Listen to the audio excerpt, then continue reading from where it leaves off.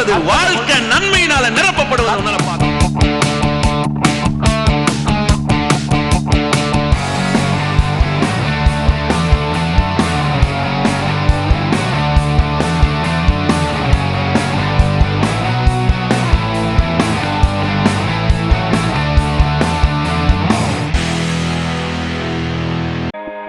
AFT Electronic City Bangalore welcomes you to attend weekly worship service. Come and experience the life-changing power of the Word of God in every area of your life with Pastor B. Ramesh, Pastor Shai Shankar and Sister Meera Sai. Sunday service, morning first service 7 a.m. to 9 a.m. Second service 9 a.m. to 11 a.m. Third service 11 a.m. to 1 p.m. Evening service 6 p.m. to 8 p.m. Tuesday service, evening Bible study 7 to 8:30 p.m. Our address, Apostolic Fellowship Tabernacle, number 45/28, Muni Reddy Building, first floor, Balaji Nagar, Hebakodi, Electronic City Post, Huzur Road, Bangalore, 100. Contact 9866453466, 9986454095, 9972427152. அப்பொழுது கர்த்தர் மோசேவை நோக்கி, தடவி கொண்டு இருக்கத்தக்கதான இருள் எகிப்து தேசத்தின் மேல் உண்டாகும்படி உன் கையை வானத்துக்கு நேராக நீட்டி என்றார். மோசே தன் கையை வானத்துக்கு நேராக நீட்டினான். அப்பொழுது எகிப்து தேசம் எங்கும் 3 நாள் காரிருள் உண்டாயிற்று. சொல்லுங்க, காரிருள் உண்டாயிற்று. கையாங்க அப்படியே வச்சுங்க. ஏசாயா 60ஆம் அதிகாரத்துக்கு வாங்க. 1 வாசிக்கிறேன், 60:1 வாசிக்கிறேன். எழும்பி பிரகாசி, உன் ஒளி வந்தது, கர்த்தருடைய மகிமை உன்மேல் உதித்தது. இது இயேசு கிறிஸ்து உயிர்த்தெழும் போது சொல்லக்கூடிய தீர்க்க தரிசன வார்த்தை. இது அது ஏசாயா தீர்க்கதரிசி அப்படியே சொல்றாரு. எழும்பி பிரகாசி, உன் ஒளி வந்தது, கர்த்தருடைய மகிமை உன்மேல் உதித்தது. 2வது வசனம் பாருங்க. இதோ இருள் பூமியையும் காரிருள் ஜனங்களையும் மூடும், ஆனாலும் உன்மேல் கர்த்தர் உதிப்பார், அப்படி மகிமை உன்மேல் காணப்படும். எப்படி சொல்றாரு பாருங்க. உன் ஒளி வந்தது, நீ எழுந்து பிரகாசி, கர்த்தருடைய மகிமை உன்மேல் உதித்ததுன்னு சொல்லிட்டு சொல்றாரு. இதோ இருள் பூமியையும் காரிருள் ஜனங்களையும் மூடும். இப்போ பூமி மேல என்ன இருக்குது? இருள் இருக்கு. ஜனங்க மேல என்ன இருக்குது? காரிருள் இருக்குது. ஆனாலும் உன்மேல் கர்த்தர் உதிப்பார், அவருடைய மகிமை உன்மேல் காணப்படும். இது சாதாரணமான ஒரு காரியம் இல்லை பாருங்க. இந்த ஜனங்க பாருங்க, இன்னைக்கு இருளில் தான் இருக்கிறான். எப்படி அன்னைக்கு இஸ்ரவேல் ஜனங்க 3 நாள் இருளில் இருந்தாங்களோ, தடவி கொண்டிருக்கத்தக்கதாக பார்க்க முடியாத தன்மையில், தங்க வாழ்க்கையில் எதையுமே காணக்கூடாத ஒரு தரத்தில், அப்படிதான் அந்த இஸ்ரவேல் ஜனங்க இருந்தாங்க. இன்னைக்கு இந்த ஜனங்களும் பார்த்தீங்கன்னா, எகிப்தில் இருக்கிற ஜனங்க அப்படி இருந்தாங்க, இஸ்ரவேல் ஜனங்க வெளிச்சத்தில் இருந்தான். இன்னைக்கும் நீங்கள் பார்த்தீங்கன்னா உலகத்தில் அப்படிதான் மனுஷன் இருக்கிறான். காணக்கூடாதவனாக, நன்மை எங்க இருக்குன்னு தெரியக்கூடாதவனாக, தேவன் எப்படிப்பட்ட விளங்கக்கூடாதவனாக இருளில் உட்காந்துருக்கிறான். நீங்கள் பாருங்கள், இந்த வெளிச்சம் எப்படிப்பட்ட வெளிச்சம்னா, அன்றைக்கி நீங்கள் எடுத்துங்க, அதுக்கு போய்ட்டு திரும்பி இப்படி வருவோம். அன்றைக்கி ஒரு வெளிச்சத்தில் எகிப்து முழுவதும் இருள் இருந்தது. ஆனால் இஸ்ரவேல் ஜனங்களுக்கு எப்படி இருந்துச்சுன்னு பாருங்க. வாசிங்க, அப்படியே வாங்க. 10:22 வாசிக்கிறேன். மோசே தன் கையை வானத்துக்கு நேராக நீட்டினான். அப்பொழுது எகிப்து தேசம் எங்கும் 3 நாள் மட்டும் காரிருள் உண்டாயிற்று. 3 நாள் மற்றும் ஒருவரை ஒருவர் காணவும் இல்லை, ஒருவரும் தம்மிடத்தை விட்டு எழுந்திருக்கவும் இல்லை. இஸ்ரவேல் புத்திரர் யாவருக்குமோ வெனில் அவர்கள் வாசஸ்தலங்களே வெளிச்சம். எப்படி இது? எகிப்து முழுவதும் இருட்டுன்னு சொன்னா இஸ்ரவேலுக்கு மட்டும் எப்படி வெளிச்சம்? எப்படி இருந்தது? சிலர் சொல்றாங்க பாருங்க, சிலர் அறிவாக பேசுவாங்க. அவங்க தீப்பந்தத்தை வச்சுன்னு உட்காந்துருந்தான். சரி, அவங்க வழிக்கே நான் வரேன். அவன் தீப்பந்தத்தை வச்சுன்னு உட்காந்துருந்தா இவன் அடிமை. இவனுக்கே தீப்பந்தம் இருக்குன்னு சொன்னால் முதலாளிக்கு தீப்பந்தம் இருக்காதா? அவங்ககிட்ட என்ன இருக்காதா? அவன் வசதியாக நாளாக இருந்திருக்க மாட்டானா?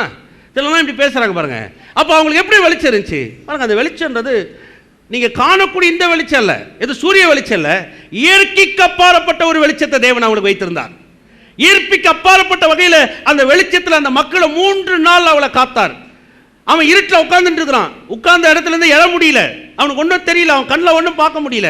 ஆனால் இவன் வேலை செஞ்சுட்டு இருக்கிறான், இவன் கண்ணுக்கு எல்லாம் தெரியுது, இவன் நடமாடி கொண்டிருக்கிறான். ஆனால் இந்த வெளிச்சம் நீங்க பார்க்கத்தக்கதான சாதாரண வெளிச்சம் இல்லை, இயற்கைக்கு அப்பாற்பட்ட ஒரு சூப்பர் நேச்சுரல் பவர் அங்கே அசைவாடி கொண்டிருக்கிறது. ஆமென். அதே மாதிரி விளங்குது. அப்படியே கை வச்சிங்க. யோவான் எழுதின சுவிசேஷ புத்தகத்துக்கு வாங்க. 1ஆம் அதிகாரம், யோவான் 1ஆம் அதிகாரம் 4வது வசனம். அவருக்குள் ஜீவன் இருந்தது, அந்த ஜீவன் மனுஷனுக்கு ஒளியா இருந்தது. அந்த ஒளி இருளிலே பிரகாசிக்கிறது, இருளானது அதை பற்றி கொள்ளவில்லை. அவருக்குள் ஜீவன் இருந்தது, அந்த ஜீவன் மனுஷனுக்கு, அந்த ஜீவன் மனுஷனுக்கு, எந்த ஜீவன்? அவருக்குள் இருக்கிற ஜீவன் மனுஷனுக்கு. அங்க இருக்கிற அந்த ஒளி எந்த ஒளி? அப்ப தேவனே அவங்களுக்கு என்னவா இருந்தார்? வெளிச்சமா இருந்தார். தேவனே அவங்கள இருள்ல இருந்து என்ன பண்ணாரு? காப்பாத்தினார். தேவனே அவங்கள அந்த இருளில் இருந்து, அந்த இருளுக்குள்ளாக அவளை வெளிச்சமா வைத்து கொண்டிருந்தார். ஆமென். இந்த உலகம் கூட இருளாக தான் இருக்குது. உலகத்தில் இருக்கிற மக்கள் இருளில் இருக்கிறான். வேதம் சொல்லுது, பூமி எங்கும் இருள் இருந்தது, ஜனங்கள் எல்லாரும் கார் இருள் இருக்கிறார்கள். கார் இருள் சொன்னால் பார்க்க முடியாதவனா இருக்கிறான். ஜனங்க இப்போ எப்படி இருக்கிறாங்கன்னு நினைக்கிறீங்க? பாருங்க, மக்களுடைய தன்மை நீங்களே பாருங்க. வாழ முடியல, இரக்கம் காட்ட மாட்டேன்றான், அன்பு என்பது தனிஞ்சு போச்சு, சுயநலவாதியாக மாறிட்டான். உலகம் முழுவதும் பாருங்க அந்த இருளுக்குரிய தன்மையில தான் வாழ்ந்துட்டு இருக்கிறான். தேவன் ஒருத்தர் இருக்கிறாருன்னு சொன்னால் இருந்தால் அவர்கிட்ட பேச சொல்லு அப்படின்றான். சொல்கிறனா இல்லைங்களா? இப்படிலாம் பண்ணாதையா, கடவுளை எதாவது பண்ண போகிறார், பரவாயில்ல பண்ணுற காலத்தில் பார்த்துக்கலாம் விடு. பார்த்துறீங்களா நீங்கள்? அப்போ அவனுக்கு என்ன தெரியல? ஒரு வெளிச்சம் தெரியல. அவன் காரில் இருக்கிறான், தடவி கொண்டிருக்கத்தக்கதாக. பாருங்க, இதுதான் இஸ்ரவேல் ஜனங்களுக்கும் எகிப்தினுக்குள்ள வித்தியாசம். இதுதான் இன்றைக்கு கிறிஸ்துவ மக்களுக்கும் உலகத்துக்குள்ள வித்தியாசம். நீங்கள் எப்படிப்பட்டவங்களா இருக்கிறீங்க சொல்லுங்க? வெளிச்சமாக இருக்கிறோம். பக்கத்தில் பார்த்து சொல்லுங்க, நீங்கள் ரொம்ப வெளிச்சமாக இருக்கிறீங்க. இன்னொரு பார்த்து சொல்லுங்க, ரொம்ப ரொம்ப வெளிச்சமாக இருக்கிறீங்க. பார்த்தீங்களா? நீங்கள் உலகத்தில் இருக்கிறவனுக்கு தெரியாதெல்லாம் உங்கள் வாழ்க்கையில் தெரிய ஆரம்பிக்கணும். விளங்குதா இல்லைங்களா? ஆமென். அதுக்கு அடுத்து வாசிக்கலாம். அதுலேயே அந்த யோவான்லேயே, அவருக்குள் ஜீவன் இருந்தது, அந்த ஜீவன் மனுஷனுக்கு ஒளியாக இருந்தது. அதுக்கு அடுத்து அந்த ஒளி இருளிலே, அந்த ஒளி என்ன பண்ணுதான்? இருளிலே பிரகாசிக்கிறது, இருளானது அதை பற்றி கொள்ளவில்லை. அதனால தான் பாருங்கள், உலகத்தில் கிறிஸ்தவங்களை பார்க்கும்போது ஒரு பெரிய ஒரு வியப்பு உண்டாகுது, ஒரு வித்தியாசமாக உண்டாகுது. ஏன் அப்படி இருக்கிறாங்க? அவங்க ஏன் யாரோட கலந்துக்கிறது இல்லை? அவங்க ஏன் அப்படி பண்ணுறாங்க? அவங்க ஏன் அப்படி இருக்கிறாங்க? நான் வெளிச்சம், நான் இருளானவன் கிடையாது, இருள் என்னை பற்றி கொள்ள முடியாது. அப்போ பாருங்க, முழுக்க முழுக்க அந்த ஜனங்க அந்த சூப்பர் நேச்சுரல் வெளிச்சத்தில் இருந்தாங்க. இன்றைக்கும் உங்களுக்கு சொல்கிறேன், உங்கள் மேலே எங்கள் மேலேயும் இயேசு கிறிஸ்து ரத்தத்தின் கூடாக ஒரு மாபெரும் வெளிச்சத்தை தேவன் வைத்திருக்கிறார். எந்த பேர் விளங்குது? 3வது. சரி, அந்த மக்கள் அந்த வெளிச்சத்தில் வாழ்றதுக்கு என்ன பண்ணாங்க? இதில் சொல்கிறோம் இல்லைங்களா? நம்முடைய காரியங்கள் மேலே ஒரு மாபெரும் கண்ணோட்டத்தை தூக்கி வச்சுருவாங்க. கடவுளுடைய காரியத்தின் மேலே பெரிய கண்ணோட்டத்தை வைக்க மாட்டாங்க. நான் என்ன சொல்கிறேன், கடவுள் எப்படிப்பட்டவன் அறிஞ்சிக்க தான் என்னுடைய காரியம் எப்பவுமே பெஸ்ட்டாக மாறும். கடவுள் எவ்வளோ நல்லவர்ன்றதை விளங்க தான் என்னுடைய வாழ்க்கையில் நல்ல தன்மைகளை என்னால் காண்பிக்க முடியும். அதுமாதிரி விளங்குது. ரொம்ப முக்கியமாக இருங்குது. பாருங்க, நான் கேட்குறேன், அவங்க அந்த வெளிச்சத்தில் வாழ்றதுக்கு என்ன பண்ணாங்க? என்ன ஜனம் அவங்க? எனக்கு சொல்லுங்கள். ரொம்ப பக்தி உள்ள ஜனமா? அப்படியே சொன்னதை உடனே கீழ்படுகிற ஜனமா? மோசே நீ சொன்ன கோட்டை நாங்கள் கிழிச்சு தாண்டவே மாட்டோம் அப்படின்னு சொன்ன ஜனமா? சொல்லுங்கள். மோசே ஒன்று சொன்னால் அதுக்கு அப்படியே ஆப்போசிட்டாக நின்று பேசுறது. நாங்கள் அங்கேயே இருந்திருப்போமே, எங்களை ஏன் கொண்டு வந்த? அவங்க கையிலே வேலை செய்ய நாங்கள் விட்டு விடுவோம் சொன்னோம் அல்லவா? எகிப்தில் கல்ற இல்லையா? இங்கேயோ எங்களை ஏன் கொண்டு வந்த? என் பெண்டாட்டி பிள்ளைகளும் மாடுகளும் பார்த்தீங்களா? நான் கேட்குறேன், அவங்களை எது காத்துது? சொல்லுங்கள், அவளை எது காத்துது? அவங்களுடைய கிரியையினால் அவங்க காப்பாற்றப்படலை, அவருடைய வெளிச்சம் அவங்கள காப்பாற்றினது. நான் உங்களுக்கு சொல்ல பாருங்க, இன்னைக்கு நீங்கள் இயேசுவை ஏற்றுக்கொண்டிருந்தா, நீங்கள் ரட்சிக்கப்பட்டிருந்தா, அந்த ரத்தத்துக்கு கூட நீங்கள் வரும்பொழுது எந்த இருளை உங்களை பற்றி கொள்ள முடியாது. எல்லா இருளை விட அவருடைய வெளிச்சம், அந்த ரத்தத்தில் இருக்கிற வெளிச்சம் மகா பெரு வல்லமை உள்ளதாக இருக்கிறது. ஆமென். சொல்லுங்க, மேலே ரத்தம் இருக்குது. பக்கத்தில் பார்த்து சொல்லுங்க, மேலே ரத்தம் இருக்குது. ஆமென். விளங்குதா உங்களுக்கு? சொல்லுங்க, இருள் பற்றி கொள்ளவில்லை. நிறைய பேருக்கு இந்த இருளை ரொம்ப பிடிக்கும். பார்த்துறீங்களா? சில சொல்லுவாங்க பாருங்க, 12 மணி ராத்திரி எழுந்து உட்காந்து அன்னி பாசி ஜவம் பண்ணிடுவான். ஓ, ஒரே கட்ட கடவுள் பாஸ்டர், என்ன தூக்க விடாமல் அழகழிக்குது பாஸ்டர். அப்போ இருள் ரொம்ப பெருசாக இருக்குது பிரதர், உனக்குள்ள வெளிச்சம் ரொம்ப கம்மியாக இருக்குன்னு அர்த்தம். பார்த்துறீங்களா நீங்கள்? என்ன அழகழிக்குது பாஸ்டர்? எதுவும் அழகழிக்க முடியாது, இருள் பற்றி கொள்ள முடியாது. சொல்லுங்க, எந்த இருளும் என்னை பற்றிக்கொள்ள முடியாது. சிலலாம் சொல்லுவாங்க பார்த்தீங்களா, உங்கள் வீட்டுக்குள்ளே வந்து ஜெபம் பண்ணலான்னு நினச்சேன், என்னை ஜெபிக்காமல் ஏதோ தடுக்குது பிரதர். பார்த்துறீங்களா நீங்கள்? ஏன் உங்களால் ஜெபிக்க முடியாமல் தடுக்குது? சரியா ஜெபம் பண்ண தெரியல, நான் வேறு ஒன்றும் கிடையாது. எதுக்கு பெரிய சர்க்கஸ்? இல்லை பிரதர், ஏதோ பிரதர் என்னை தடுக்குது பிரதர். என்ன தடுக்குது? இல்லை பிரதர், அது என்னவோ தெரியல பிரதர், உங்களுக்கு ஏதோ பிரதர், சாரி பிரதர், உங்கள் வீட்டில் வந்து என்னால் ஜெபிக்க முடியலன்னுவா. பார்த்துறீங்களா? வராதது வரையும் ஸ்தோத்திரம் சொல்லுங்கள். நான் சொல்கிறேங்க, அந்த இருளை விட இவருக்குள்ளே இருக்கிற வெளிச்சம் பெருசு. எத்தனை பேர் தெரியும்? எத்தனை பேர் தெரியும்? பாருங்கள், சிலர்லாம் இதை ஒரு பயம் இருக்குது பாருங்கள். சில நேரத்தில் சிலர் சொல்லிவிடுவாங்க, இல்லைங்க உங்களுக்கு விரோதமாக யாரோ ஏதோ வச்சுட்டுக்கிறாங்க பிரதர். எனக்கு விரோதமாக ஏன் வைக்கணும்? சரி, ஏதோ வச்சுட்டான். உலகத்தில் நல்லவங்க ரொம்ப அதிகமாக இருக்கிறாங்க, ஓகே, ஏதோ வச்சுட்டான், வச்சுன்னு போ. ஏன்? அவன் வச்சதை விட அவர் என் தலைமையில் வச்சிருக்கிறாரு, அது பெருசாக இருக்குது. எத்தனை பேர் தெரியும்? ஏமே, அவன் வச்சிருக்கிறாங்க, அது ஏதோ சக்தி இருக்கலாம், அதில் இருள் இருக்கலாம், அது எது வேணா இருக்கட்டும், ஆனால் அதை விட ஒரு மாபெரும் வல்லமை என் தலைமையில் இருக்குது. எத்தனை பேர் விளங்குது? இப்போ அவன் வச்சது வேலை செய்யுமா, அவர் வச்சது வேலை செய்யுமா? பக்கத்தில் பார்த்து சொல்லுங்க, அவர் வச்சது தான் வேலை செய்யும். ஏமே, இப்போ நம்ம என்ன சொல்கிறோம்? தடுக்குது பிரதர், ஜெபம் பண்ண முடியல பிரதர், ஜெபத்தில் போகவே முடியல பிரதர், ஆவிக்குரிய போராட்டமாக இருக்குது பிரதர். எல்லாம் சோம்பேறித்தனமான ஒரு பில்டப். இதெல்லாம் இயேசு எப்படிப்பட்டவர்னு தெரியல, ரத்தத்தில் என்ன அடங்கி இருக்குன்னு தெரியல, இயேசுடைய வெளிச்சம் ஒரு மனுஷனுக்குள்ள என்ன இருக்குன்னு தெரியல. இவன் எழுந்து நடக்கிறான், வெளிச்சத்தில் போகிறான், வெளிச்சத்தில் வரான். நான் கேட்குறேன், யாருங்க அவன்? இஸ்ரவேல் ஜனம். என்ன பண்ணாவன்? சொல்லுங்க, என்ன பண்ணாவன்?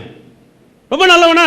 40 நாள் உபவாசம் பண்ணி ஜெயிச்சிட்டான். அதனால காரிருள் நீங்கி 40 நாள் அவன் உபவாசம் பண்ணி ஜெயித்தனால கர்த்தரோட வெளிச்சத்தை வச்சிட்டாரா? சொல்லுங்க எனக்கு, என்ன பண்ணாவன்? என்னென்ன பண்ணாவன்? கர்த்தருடைய சுத்த கிருபையும் தேவ தயவும் தான் அவனை வெளிச்சத்தில் நிற்க வச்சுது. இன்னைக்கு உங்கள் தலைமையில என் தலைமையிலையும் அந்த வெளிச்சம் இருக்குன்னா, கர்த்தருடைய சுத்த கிருபையும் அவருடைய அநாதி தயவும் தான் உங்கள் தலைமையில என் தலைமையில இருக்குது. எத்தனை பேர் அதை விசுவாசிக்கிறீங்க? சொல்லுங்கள், எந்த இருளும் என்னை பற்றி கொள்ள முடியாது. ஏமே, ஏன்னா வெளிச்சம் ரொம்ப பவர்ஃபுல்லானது. எத்தனை பேர் தெரியும்? ஐன்ஸ்டைன். அதெல்லாம் எங்களுக்கு தெரியாது பிரதர். ஐன்ஸ்டைனை பற்றிலாம் கேட்கக்கூடாது நீங்கள். ஏன்? அதெல்லாம் பெரிய விஷயம் இல்லை பிரதர். எங்கே வட்டிக்கு எவ்வளோ வாங்கலான்னு சொல்லுங்கள் பிரதர், அதை பற்றி டக்குன்னு சொல்லலாம். பணம் எங்கே கிடைக்கும்? கம்மியான வட்டி எங்கே கிடைக்கும்? அதெல்லாம் விடுங்க. ஐன்ஸ்டைன் தெரியுமா? அதெல்லாம் வேணாம் பிரதர், பார்த்துக்கலாம், விடுங்க பிரதர். வீட்டில் போனால் கூட பைபிளெல்லாம் திறக்கிறதும் கிடையாது, அதை படிக்கிறதும் கிடையாது. அதில் இருக்கிறத 2 வசனத்தை ஆராய்ச்சி பண்ணி அதில் ஏதாவது கொஞ்சம் யோசித்து பார்த்து அதை போய் நெட்டில் நோண்டி பார்க்குறதும் கிடையாது. பாருங்கள், உங்களை விட்டுருங்க, அநேக பாஸ்டர் அதை செய்கிறது கிடையாது. சிலருக்குலாம் என்ன பிரச்சனை, அவங்க ப்ரிப்பேரும் பண்ண மாட்டாங்க. ப்ரிப்பேர் பண்ணுற என்னையும் பார்த்துட்டுவாங்க, என்ன நீ நோட்ஸில் எழுது கலர் கலராக, என் நோட்டில் மாதிரி கலராக இருக்கும் பாருங்க. என்ன நீ கலராக பெயிண்டெல்லாம் அடித்து வச்சு எழுதிட்டு இருக்கிறேன். ஆமாம், வேறு வேலை இல்லை பாரு, பெயிண்ட் அடிச்சு. சில விஷயங்கள்லாம் ஒரு ஹைலைட், அதில் கிடைக்கிற சில விஷயங்கள் எனக்கே ஆச்சரியமாக இருக்குது. என்ன ஹைலைட் பண்ண விஷயத்தை நான் ஹைலைட் பண்ணி உங்களுக்கு அதை காட்டுறேன், வேறு ஒன்றும் கிடையாது. பைபிளில் நிறைய ஹைலைட் பண்ணுற விஷயம் இருக்குது, ஏகப்பட்ட விஷயம் இருக்குது. அதெல்லாம் எடுத்து சொன்னோம்னா தாங்காது. பாருங்கள், ஐன்ஸ்டைன் இந்த ஒளியை பற்றி சொன்னார். எப்படி சூரிய ஒளி பூமிக்கு எவ்வளோ வேகமாக ஊடுருவி பாயுது. நொடிக்கு ஒரு செகண்டுக்கு 1,85,000 மைல் வேகத்தில் வருதுன்னு. ஆனால் இன்னொரு தம்பி சொன்னார், அவர் ரொம்ப படித்தவர், அவர் MBA படிச்சிருக்கிறார், அது கால்குலேட் கம்மி பாஸ்டர், இன்னும் வேகமாக வருதுன்னார். அதை பற்றி நான் கொஞ்சம் அப்புறம் படித்து நான் சொல்கிறேன் உங்களுக்கு. அது எவ்வளோ வேகமாக வருதோ தெரியாது, ஆனால் எனக்கு தெரிஞ்சதை நான் சொன்னேன். ஆனால் அது இன்னும் வேகமாக வருது. அந்த ஒளி பூமியை அப்படி சேருது பாருங்கள். அந்த வெளிச்சம், அந்த ஸ்பீடு, அந்த வேகம் எப்படிப்பட்டதா இருக்குன்னா அவ்வளோ வேகமாக. அவர் சொல்கிறாரு ஐன்ஸ்டைன், அந்த வெளிச்சத்துக்குள்ள அந்த ஒளி ஊடுருவி பாயும் பொழுது ஒரு மனுஷன் அப்படி உள்ளே போய் சில வினாடியோ சில செகண்டோ நிமிஷம் அது வெளியில் வந்தானா அவன் இளமையாகிடுவானா. அவன் அப்படியே அவனை பார்க்கறதுக்கு ரொம்ப இளமையாக இருக்குமா, அவனை சுற்றி இருக்கிறவன் எல்லாருமே வயசான மாதிரி ஆகிடுவாங்க. ஆமென். ஏன்னா அவர் என்ன சொல்கிறாரு, ஒரு வெளிச்சத்தினுடைய பவரை சொல்கிறார். அந்த வெளிச்சம் ஒரு மனுஷனை அந்த ரேஸ் கடந்து போகும்பொழுது அவன் தோற்றமே மாறிடுதான். இது சயின்ஸ். நான் சொல்கிறேன், அதை விட இயேசு கிறிஸ்துடைய வெளிச்சம் அதிக வல்லம் உள்ளதுன்னு எனக்கு தெரியும். ஆமென். எத்தனை பேர் விசுவாசிக்கிறீங்க? நீங்கள் அந்த வெளிச்சத்துக்குள்ளே வந்தீங்கன்னா உங்களுக்கு எந்த பாதிப்பும் கிடையாது. உங்கள் வாழ்க்கையில் எல்லா வகையிலுமே நீங்கள் அந்த மறு ரூபத்தை உங்களால் பார்க்க முடியும். ஆமென். எத்தனை பேர் விளங்குது? நிறைய பேருக்கு பயம் பாருங்கள். இந்த ஒளியை குறித்து அறிவு வளர்த்துக்கிறாங்க இல்லையோ, ஆனால் நிறைய பிசாசை குறித்து நிறைய அறிவை வளர்த்து வச்சுருப்பாங்க பாருங்கள். ஒரு முறை புக்கு படிச்சிருந்தேன் பாருங்கள், அதில் ஒரு பாஸ்டர் சொல்கிற உதாரணம் அது. அவர் சொல்லியிருந்த அந்த கார் ரொம்ப ஆச்சரியமாக இருந்துச்சு. ஆப்பிரிக்காவில் இந்த பில்லி சூனியம் பண்ணுற ஒரு பெரிய ஆள் இருந்தானா. அவன் இந்த பில்லி சூனியம் பண்ணுறதுலேயே கை தேர்ந்தவனா. அவனுக்கு கீழே எப்போ அசிஸ்டண்ட்டை வச்சுன்னு இருப்பானா. அந்த ஊர்லேயே அவன் இருக்கிற இடம், பக்கத்து ஊர் எல்லாருக்கும் தெரியுமா, பெரிய அப்படின்னா பவர்ஃபுல்லான ஒரு பில்லி சூனியம் செய்கிறவன், ஒரு பிளாக் மேஜர். அவனை எது வேணாலும் அவனை அவன் பண்ணி காமிச்சிடுவான். அந்த மாதிரி ஒரு ஆள் பாருங்க. ஒரு நாள் அவன் ஒரு தெருவில் அப்படி வச்சுருந்தானா பாருங்க. கூட அவன் அசிஸ்டண்ட்லாம் அப்படியே வந்திருந்தாங்களாம். திடீர்னு அப்படியே கீழே விழுந்து அப்படியே அவன் ஏதோ கத்த ஆரம்பிச்சிட்டானா. Power power power power power பவர்னு கத்த ஆரம்பிச்சிட்டானா. இவங்க அசிஸ்டண்ட்டுக்கு ஒன்றும் தெரியல. ஐயோ என்னடா ஆச்சு இவருக்கு சொல்லிட்டு உடனே அவரை தூக்கி நிற்க வச்சு அவனுக்கு உடனே அவர் தண்ணி கிண்ணி கொடுத்தாங்களாம். அவன் வந்து அதை பார்த்த உடனே லைட்டுன்றான் அகெயின். அவனுக்கு அங்கே யாருமே இல்லையா அவனுக்கு. இவங்க அசிஸ்டண்ட்லாம் ஒரே இதாகிட்டாங்களே, ஏன்னா அது இவருக்கு ஏதோ ஆய்ப்போச்சு போல இருக்குதுன்னு சொல்லி உட்கார வச்சாங்களா. அந்த நேரத்தில் அவங்க அங்கே நின்றுந்த இடத்துல ஒரு வயசான அம்மா அப்படி கிராஸ் பண்ணி போயிருந்தாங்களாம். இந்த அம்மா ஒண்டி தானே போகுதுன்னு கூப்பிட்டு அந்த அம்மா கூப்பிட்டாங்களா, வாங்க அப்படின்னாங்களா. அந்த அம்மா வந்துச்சான். என்னப்பா அப்படின்னுச்சான். எங்கே போயிட்டுருக்குற? இதோ வீடு அங்கே தான் இருக்குது, நான் போயிட்டுருக்குறேன்.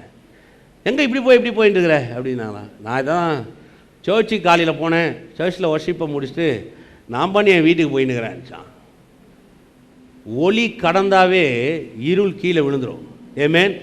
எத்தனை பேருக்கு விளங்குது பாருங்கள். அந்த அம்மா போய் அவனுக்கு எதிராக நின்று அந்நிய பாஷை பேசலை. ஓ உன்னை நான் என்ன பண்ணுறேன் பாருன்னு பேசலை.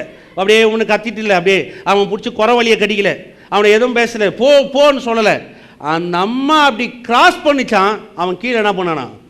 ஏன்னா உங்களுக்குள்ள இருக்கிற வெளிச்சம் அது எப்பேற்பட்ட பில்லி சூனியமாக இருந்தாலும் கீழே தள்ளக்கூடியதாக இருக்கிறது. ஏமேன். அது மாதிரி விளங்குது சொல்லுங்க. எனக்கு விரோதமாய் எழும்பும் எந்த ஆயுதமும் வாய்க்காதே போகும். ஏமேன். பில்லி சூனியம் வைக்கிறவன் பக்கத்திலே போய் நிற்கலாம், தைரியமாக வை பிரதர் அப்படின்னு. அவனால் வைக்க முடியாது. சும்மா டுபாக்குறான் தெரியுமா, ஒன்றுமே தெரியாதவங்க நம்பர் அவன் தான் உங்களை சும்மா ஏமாற்றுவான். உண்மையான ஆளாக இருந்தால் அவனால் பண்ணவே முடியாது, ஏமாற்றவே முடியாது. ஏன்னா உங்கள் வெளிச்சம் எந்த ஈருளும் அதை பற்றி கொள்ள முடியாது. ஏமே சொல்லுங்கள். என் மேலே இருக்கிற வெளிச்சம் எந்த இருளையும் பற்றி கொள்ள முடியாது. 1 தெசலோனிக்கேயர் 5:5 நீங்கள் எல்லோரும் வெளிச்சத்தின் பிள்ளைகளும் பகலின் பிள்ளைகளுமா இருக்கிறீர்கள். நாம் இரவுக்கும் இருளுக்கும் உள்ளானவர்கள் அல்லவே. சொல்லுங்க. நான் எப்பொழுதும் வெளிச்சத்தின் பிள்ளையும் பகலின் பிள்ளையுமா இருக்கிறேன். எந்த இரவும் எந்த இருளும் எனக்கு உள்ளானது அல்லவே. ஆமென். விளங்குதா உங்களுக்கு? பாருங்க வசனம் பவுல் அப்படியே சொல்றாரு. நீங்கள் வெளிச்சத்தின் பிள்ளைகளும் பகலின் பிள்ளைகளுமாக இருக்கிறீர்கள். இது பேசுகிறா பாருங்க பவுல். சொல்லுங்கள். நான் வெளிச்சத்தின் பிள்ளை. அந்த ரத்தத்தினால் வரக்கூடிய வெளிச்சம் ரொம்ப பெருசுங்க. அதனால தான் நிறைய பேர் பாருங்கள் ரத்தத்தை பற்றி தெரியலனா வெளிச்சம் தெரியாது. என் தலைமையில் இருக்கிற ரத்தம் இந்த உலகத்தில் இருக்கிற எல்லா பிசாசின் கிரிகளையும் ஜெயிச்சதுன்ற அறிவு எனக்கு வேணும். என்னை எதுலேருந்து மீட்டு எடுத்துருக்கிறார் பவுல் சொல்கிறார் பாருங்க 1 கொரிந்தியரில். நீங்கள் விலகிரியம் கொடுத்து வாங்கப்பட்டிருக்கிறீர்களே. நீங்கள் விலகிரியம் கொடுத்து உங்களை சும்மா எடுத்துடலங்க. சும்மா வா ரசிக்கப்பட்டு வான்னு ஏதோ போலீஸ் கால் எடுக்கிற மாதிரி உங்களை கியூவில் நிற்க வச்சு எடுத்துகிட்டு போயிடல. அவர் வாங்கன்னு உங்களை ஒவ்வொருத்தரையும் தன் ரத்தத்தினால் அவர் மீட்டு இருக்கிறார். உங்களுக்காக அவர் விளையாடப்பட்ட ரத்தத்தை சிந்திருக்கிறார். பாவம் இல்லாத ரத்தம், பரிசுத்தம் உள்ள ரத்தம், உங்களுக்காக அடிக்கப்பட்ட ரத்தம், எல்லா சங்காரத்திலிருந்தும் உங்களை விடுதலையாக்கும்படி கொடுக்கப்பட்ட ரத்தம், உங்கள் பாவங்களை மன்னித்த ரத்தம், உங்கள் தலையின் மேல் இந்த ஆக்கினை தீர்ப்பை விடுவித்த ரத்தம். ரொம்ப விளையாடப்பட்ட காரியம் பாருங்க. இன்னைக்கு சபையில் ரத்தத்தை குறித்து பேச மாட்டாங்க பாருங்க. ஏன் நான் சொல்கிறேன், நல்லா ஞாபகம் வச்சுங்க. ரத்தத்தை குறித்து பிரசங்கப்படப்படாத எந்த ஒரு சபையுமே அது கள்ளபோதனை சபை. ஆமென். ரத்தத்தினால தான் மீட்பு. இயேசு கிறிஸ்து ரத்தத்தை பிரசங்கிக்காத எந்த ஊழியக்காரனும் எந்த சபையுமா இருந்தாலும் சொல்கிறேன், அது தவறான ஒரு போதனை, அது தவறான ஒரு சபை. அது ஆமென். அதுமாரி விளங்குது. அதனால தான் வேதம் முழுவதும் எடுத்து வாசித்து பார்க்கணும். நீங்கள் பழைய முழுவதும் ஏன் ரத்தம் ரத்தம் ரத்தம் ரத்தம் பலி ரத்தம் பலி ரத்தம் ஏன்? ஏன்னா ரத்தத்தை குறித்து அறிவு வந்தால் தான் மனுஷனுக்கு மீட்பு. ரத்தத்தை குறித்து அறிவு வந்தால் தான் மனுஷனுக்கு கிருபை. ரத்தத்தை குறித்து அறிவு வந்துச்சா தான் அவன் கிரியை மாறும். அதனால தான் அந்த ரத்தத்தினுடைய மேன்மையை பேசுகிறார். மனுஷனுடைய கிரியையில பேசுகிறேன், நியாயப்பிரமாணத்துடைய காரியத்தை பேசல. முழுக்க நீங்கள் எடுத்து பாருங்க, ரத்தத்தினுடைய வெளிப்பாடை பேசுகிறார். எபிரேயர் நிருபத்தை வீட்டில் போய் வாசிங்க. போய் முடிச்ச உடனே சாப்பிட்டு நல்லா தூங்கிடாதீங்க. உட்காந்து எபிரேயர் நிருபத்தை வசனம் டு வசனம் வாசிச்சு பாருங்க. ஏன் அதை சொல்றாரு, எதுக்கு சொல்றாரு, எதனால சொல்றாரு, அது என்ன அடங்கியிருக்கு, அந்த ரத்தம் என்னை ஏன் தகுதிப்படுத்தி இருக்குதுன்றது நம்ம விளங்க ஆரம்பிக்கும். அது விளங்க எனக்குள்ளாக வெளிச்சம் பிறக்க ஆரம்பிக்கும். அந்த வெளிச்சம் பிறக்க எந்த இருளும் என்னை பற்றி கொள்வதுக்கு நான் விட்டு கொடுக்கறதில்ல, எந்த இருளும் என்கிட்ட வந்து சேர முடியாது. ஆமென். அது பேர் விளங்குது. ஆதியாகமம் 1ஆம் அதிகாரம் 1 வாசிக்கிறேன். 1:1. ஆதியிலே தேவன் வானத்தை பூமியும் சிருஷ்டித்தார். 3வது வசனம். தேவன் வெளிச்சம் உண்டாக கடவுது என்றார், வெளிச்சம். தேவன் வெளிச்சம் உண்டாவது கடவுள் என்றார், வெளிச்சம். பாருங்க, இந்த வெளிச்சம் உண்டாக கடவுள் என்றால் வெளிச்சம் உண்டாயிற்று. சிருஷ்டித்தான்னு வரல, வெளிச்சத்தை பிரகாசிக்க செய்தார். வெளிச்சத்தை பிரகாசிக்க செய்தார். வெளிச்சம் உண்டாக்க என்றால் வெளிச்சம் உண்டாயிற்று. அந்த வார்த்தைக்கு அர்த்தம் நீங்கள் போய் எபிரேய லெட்டர்ஸை வச்சு பார்த்தீங்கன்னா, இந்த வெளிச்சம் உண்டாக கடவுள் என்றார், வெளிச்சம் உண்டாயிற்று. அந்த வெளிச்சம் என்ற வார்த்தைக்கு பேசுகிறார் பாருங்க. அது எபிரேய வார்த்தை வந்து எகி ஓர். சொல்லுங்க, எகி ஓர். எகி ஓர். இந்த எகி ஓர் என்ற லெட்டர்ஸ் எடுத்து ஃபார்ம் பண்ணி பார்த்தீங்கன்னா அதில் தேவனுடைய நாமம் வரும். குமாரன் அப்படின்ற அந்த நாமம் அந்த எபிரேயுடைய லெட்டர்ஸில் கிடைக்கும். எகி ஓர் என்ற வார்த்தையில் கிடைக்கும். அவர் என்ன சொல்கிறாரு? முழு உலகத்திலையும் குமாரனை வெளிச்சமாக்கி விட்டார். ஆமென். அதனால தான் இயேசு சொன்னார், நானே இந்த உலகத்துக்கு ஒளியாக இருக்கிறேன். நானே இந்த உலகத்துக்கு ஒளியாக இருக்கிறேன். ஒருவன் என்னில் நடந்தால் அவன் இடற மாட்டான். நான் உலகத்துக்கு ஏதோ ஒரு ஊருக்கு வீட்டுக்கு சொல்ல, நான் உலகத்துக்கு ஒளியாக இருக்கிறேன். அந்த எகியோர் என்ற வார்த்தையில் தான் அதை பேசுகிறார். கிறிஸ்து நமக்குள்ள இருந்து என்ன செய்கிறாரு? ஒவ்வொரு முறையும் உங்களுக்குள்ள அறியாமல் வரும்பொழுது, சில நேரத்தில் நீங்கள் தெரிந்து கொள்ளாமல் இருக்கும் பொழுது, சில பிரச்சனைகளை வரும்பொழுது, சில காரியத்தை கடந்து வரும்போது, இந்த எகியோர் குமாரன் உங்களிலிருந்து வெளியில் வர விருப்பப்படுகிறார். ஆமென். சொல்லுங்க, இயேசு எனக்குள்ள இருந்து பிரகாசத்தை கொண்டு வர விரும்புகிறார். ஹல்லேலூயா. சில நேரத்தில் பாருங்கள், ஒன்றும் உங்களுக்கு தெரியலன்னா வச்சிங்களேன், ரொம்ப யோசிக்காதீங்க. இயேசுவே உடைய ரத்தத்தை குறித்து நான் அறிய விரும்புகிறேன்னா போதும் பாருங்கள், அந்த வெளிச்சம் உள்ளது வெளியில் வர ஆரம்பிச்சு. சில நேரத்தில் ஒன்றும் ஜெபிக்க தெரியலையா, நீங்கள் அவரை குறித்து, அவர் நாமத்தை குறித்து பேசி பாருங்கள், இயேசுவேன்னு சொல்லி பாருங்கள், அங்கே ஒரு பெரிய வெளிச்சம் வர ஆரம்பிச்சிடும். குமாரன் எப்படி உலகத்துக்கு வெளியில் வருவதற்கு அந்த எகியோர்ன்ற வார்த்தையை எப்படி பிதாவாக தேவன் சொன்னார், அந்த மாதிரி பாருங்க, இயேசுவே நீங்கள் சொல்லும் பொழுது உங்களுக்குள்ள ஒரு பெரிய வெளிச்சத்தை ஏற்படுத்த வல்லவராக இருக்கிறார். பெருசாக ஜபிக்க தெரியல, சில நேரத்தில் இக்கட்டில் இருக்கிறீங்க, சில குழப்பம் உங்கள் மனதுக்குள்ள அசைவாடுது, எப்படி ஜபிக்குதுன்னு வார்த்தை தெரியல, ஒன்றும் பெருசாக பேச தேவையில்ல, மனதுக்குள்ள இருந்து ஆழமான இடத்துல சொல்லுங்க, இயேசுவே. ஒரு எகியோர் உங்களுக்குள்ள வெளியில் வர ஆரம்பிக்கும், உங்கள் இருளெல்லாம் வெளிச்சமாக்கி காமிக்கும். ஆமென். எத்தனை பேர் வழங்குது? சும்மா அப்படியே ஆண்டவரே ஆண்டவரே ஆண்டவரே ஆண்டவரே இந்த போகிறோம் இப்படிலாம் பேசிட்டு இருக்காதீங்க. ஆண்டவரே இவ்வளோ அழுத்தத்தில் அப்படிலாம் பேசிட்டு இருக்காங்க. நான் சொல்கிறது புரியுதா உங்களுக்கு? அப்படியே பிரச்சனையை தூக்கி உங்கள் தலை மேலே வச்சு அதை அப்படியே அழுத்தி அப்படியே கதறி ஏன் அப்படிலாம் போகிறீங்க?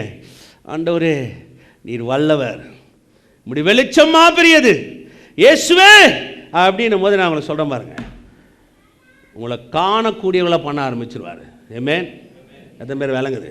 அதெல்லாம் ஜபத்தில் போய் நிறைய பேர் பண்ணுறது வரும், புலம்பலும் அழுவும், ஒரே கூக்குரலும், பாதி நேரம் அழுவுறதே இருக்கும்.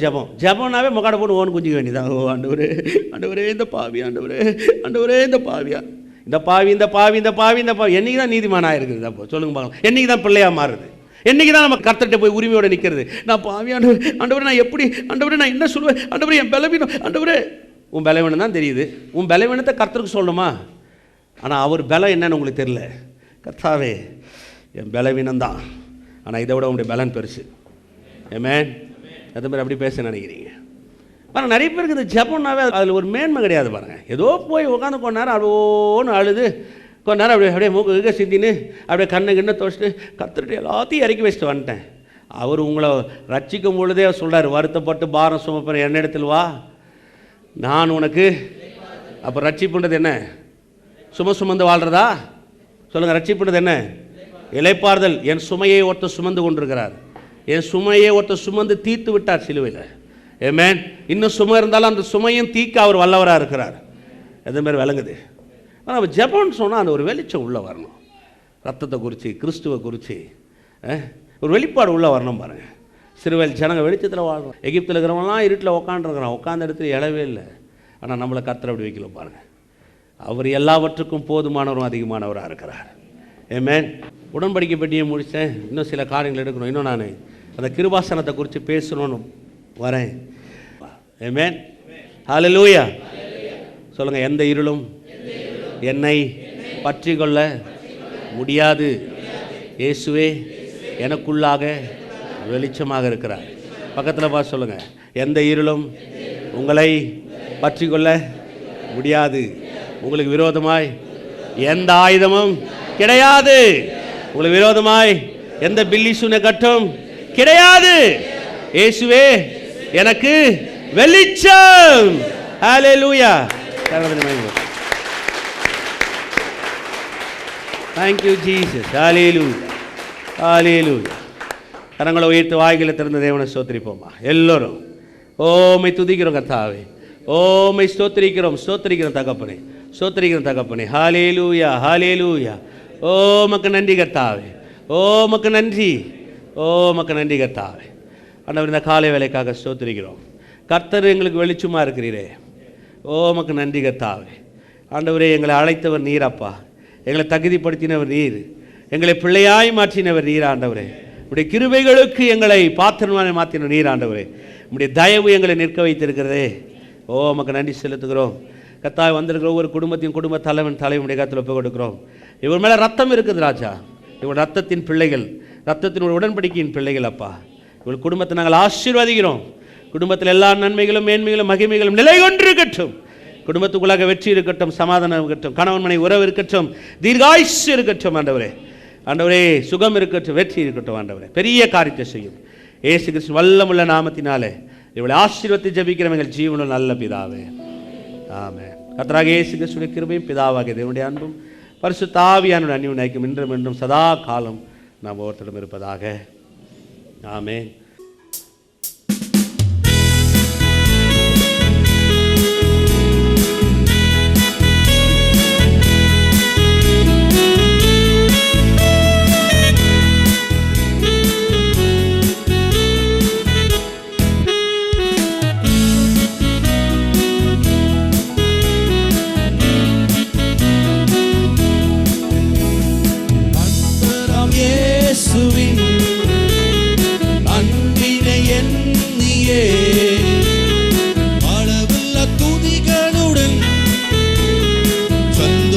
கீதங்களால் என்னாலுமே பாடியே போற்றிடுவே, பரமனை ஸ்தோத்தரிப்பே, பாடியே போற்றிடுவே, பரமனை ஸ்தோத்தரிப்பே. ஜீவன் உள்ளவரை இயேசு எந்த மேய்ப்பர், கவலை எனக்கு இல்லையே. புல்லுள்ள இடங்களிலும் அமர்ந்த தண்ணீரண்டையில் என்னை நடத்தி செல்லுவார். ஜீவன் உள்ளவரை இயேசு எந்த மேய்ப்பர், கவலை எனக்கு இல்லையே. புல்லுள்ள இடங்களிலும் அமர்ந்த தண்ணீரண்டையில் என்னை நடத்தி செல்லுவார். காலம் மாறினாலும் பூமி அழிந்தாலும் இயேசு என்றும் மாறினார். காலம் மாறினாலும் பூமி அழிந்தாலும் இயேசு என்றும் மாறினார். எந்தன் நேசரே என் அடைக்கலமானவர், என் போக்கிலும் வரத்திலும் என்னை கரம் பற்றி நடத்துவார். எந்தன் நேசரே என் அடைக்கலமானவர், என் போக்கிலும் வரத்திலும் என்னை கரம் பற்றி நடத்துவார். அன்பரம் இயேசுவின் அன்பினை எண்ணியே அளவில்லா துதிகளுடன் சந்தோஷ கீதங்களால் என்னாலுமே பாடியே போற்றிடுவே, பரமனை ஸ்தோத்தரிப்பே, பாடியே போற்றிடுவே, பரமனை ஸ்தோத்தரிப்பே. ஹல்லேலூயா. கர்த்தர் உங்களை ஆசீர்வதிக்கிறார்.